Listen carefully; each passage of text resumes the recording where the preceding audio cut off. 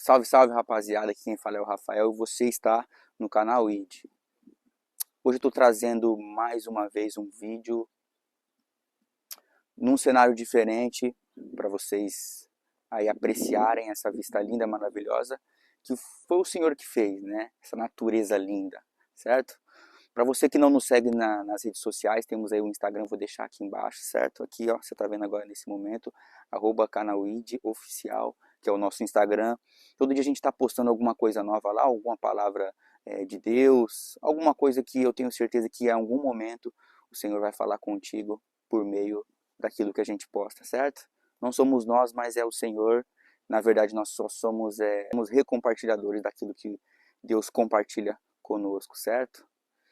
E é isso, rapaziada. Hoje eu vim trazer aqui um texto para vocês que se encontra lá em 1 Coríntios capítulo 9.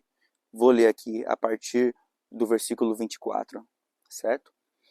Não sabeis vós que os que correm no estádio, todos na verdade correm, mas um só leva o prêmio? Correi de tal maneira que o alcanceis. 25. E todo aquele que luta, de tudo se abstém. Eles o fazem para alcançar uma coroa corruptível. Nós, eu e você, porém, uma incorruptível. Pois eu assim corro, não como a coisa incerta, assim combato, não como batendo no ar. 27. Antes subjugo meu corpo e o reduzo à servidão, para que pregando aos outros eu mesmo não venha, de alguma maneira, a ficar reprovado. Olha que bagulho muito louco aqui, né? Que o apóstolo Paulo, ele está falando aos irmãos da cidade de Corinto, certo? Para os crentes, né? Aos coríntios ele vê ali falando. E se você pegar ali o capítulo 9 inteiro para você ler, ele ali está colocando alguns pontos de vista de como para ele teria que ser a vida do apóstolo. Ele fala a nível de trabalho, fala até de finanças ali, né, de como deveria ser feita a vida de um apóstolo dentro da missão e dentro do trabalho, né? Trabalho mesmo fora da missão, eu quis dizer, né? Trabalho árduo mesmo, trabalho que eu e você fazemos, né? Seja você um barbeiro, seja você um professor, seja você um pedreiro, seja você um gerente, seja você o que for, né? Ele vem falando sobre isso e é legal você ler esse capítulo para você entender o final, que é o que a gente leu aqui, né? Nesse capítulo também, no finalzinho, ele vai dizer e vai colocar como é que ele vê a questão da corrida da fé. E ali ele trata também um pouco de evangelização naquele capítulo, né? Qual é a forma, qual é a estratégia que ele usava, né? Para evangelizar, para falar de Deus, falar de Jesus. É muito legal você acompanhar esse capítulo aí. Eu tenho certeza que você não vai se arrepender de ler, certo? E agora aqui falando um pouco sobre a corrida da fé, que é o que ele trata no final, né? Muito interessante isso aqui que ele diz, tá ligado? E o que ele traz aqui na verdade, é simples, é uma figura de linguagem, né? Aqui nesse caso ele falou sobre o corredor. Não sabeis vós que correm no estádio, todos na verdade correm, mas um só leva o prêmio? Correi de tal maneira que o alcanceis. E todo aquele que luta, isso ele está usando duas figuras de linguagem aqui. Aquele que luta e aquele que corre, né? Tudo isso para ele reafirmar e dar ênfase naquilo que ele queria dizer no fim, né? Que o esforço que cada um faz para conquistar aquilo que quer. Posso trazer como exemplo aqui outras profissões também, né? Aqui, como ele disse, do corredor que se prepara, né? Claro, com certeza que o atleta, você que já fez um esporte, sabe que um atleta, quando sujeita aos treinos, ele se sujeita aos treinos, mas é para ganhar, né? Não é para chegar em segundo lugar. Ninguém é campeão em segundo, né? A gente sabe que o campeão mesmo é só o primeiro. Então ele usa ali essa figura de linguagem, certo? Usa o corredor e usa o lutador. E a gente pode trazer aqui para nós também, né?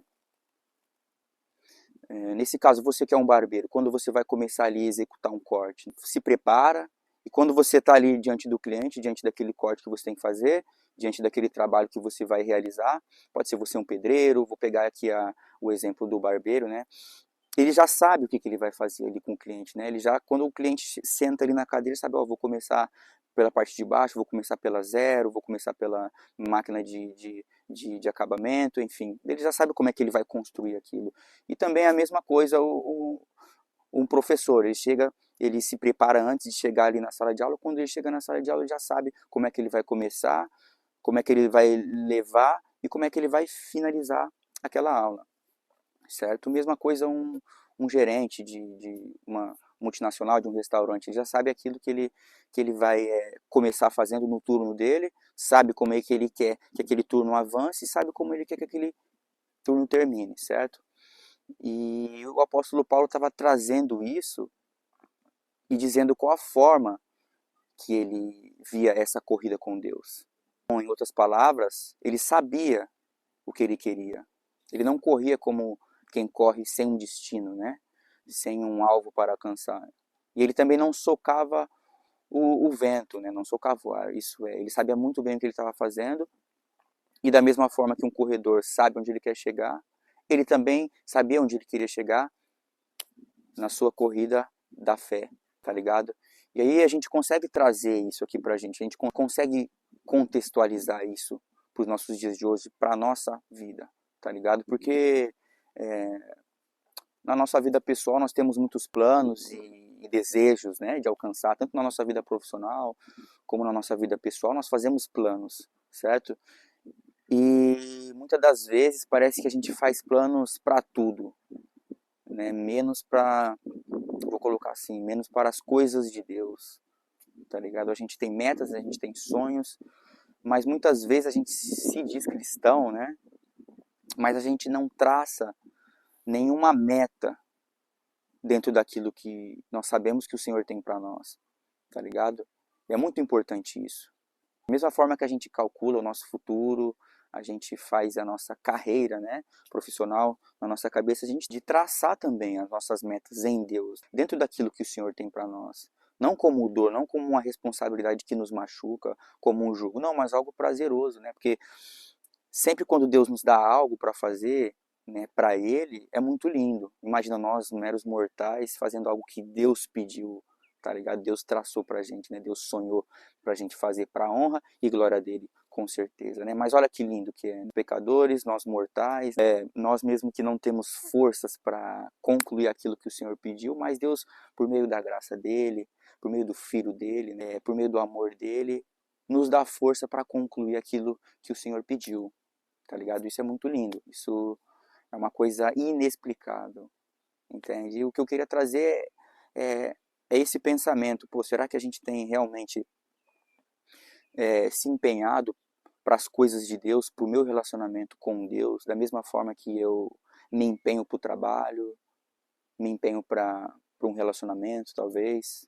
me empenho para o meu futuro, tá ligado? Então a gente não deve também dar abraçadas ao ar naquilo que Deus nos pediu. Nós temos que ter essa responsabilidade, né? Porque nós também temos que ser fiel a Deus, essa que é a verdade. A gente sabe muito da fidelidade do Senhor, sabe que Ele é fiel, sabe que Ele nos cuida, mas também tem a nossa parte de fidelidade com Deus também. Tem a nossa parte de fidelidade com Deus também. E eu tenho certeza que é um posicionamento que Ele já espera de nós. Se você não está conseguindo ter esse raciocínio, ter esse pensamento, peça para Deus, que eu tenho certeza que Ele pode te dar. Então, não corramos como quem corre sem futuro, sem um alvo. Corramos em direção àquilo que o Senhor tem para nós. E é isso, certo? Vídeo muito simples, muito prático, tá ligado? Mas eu queria realmente que você meditasse nessa palavra.